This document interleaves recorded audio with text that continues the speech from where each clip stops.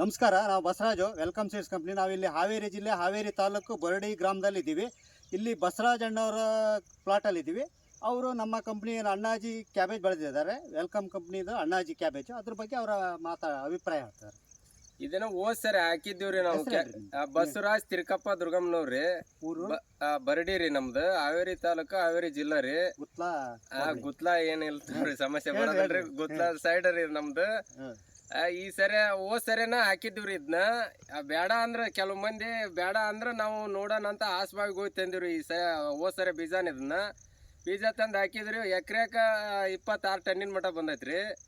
ಈ ಸರಿ ಎಲ್ಲ ರೈತರಿಗೆ ಹೇಳಿ ಈ ಪೂರಾ ಅಣ್ಣಾಜಿ ಬೀಜದ ಕಂಪ್ನಿನ ಹಾಕ್ಸ್ಯಾವ್ರಿ ಇಲ್ಲಿ ಬರಡಿಯಲ್ಲಿ.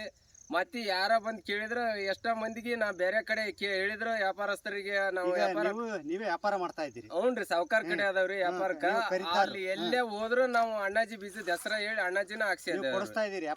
ಹ್ಞೂನ್ರಿ, ಕೊಡಿಸ್ತಾ ಇದನ್ರಿ, ಮಾಲು ತುಂಬಿಸ್ತಾ ಇದ್ದಾನೆ ಸಾವುಕಾರ ಕಡೆ. ಈ ಸರಿನ ಗಟ್ಟಿ ಹೆಂಗಿದೆ ಇದು? ಫುಲ್ ಮಾಲ್ ಗಟ್ಟಿ ಬರ್ತದ್ರಿ. ರೋಗಕ್ಕೆಲ್ಲ ಹೆಂಗೆ? ಏನೇನು ರೋಗ ಏನಿಲ್ರಿ, ಒಂದ್ ಸ್ವಲ್ಪ ಮುಟ್ರ ಅನ್ನೋದಿತ್ರಿ.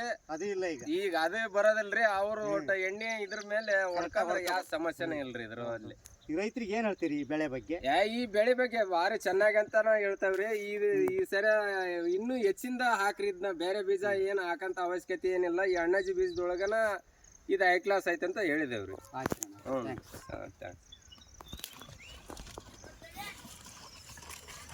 ಇದು ತೋರಿ ಈ ಬೀಜ ನಾ ಎಲ್ಲಲ್ಲಿ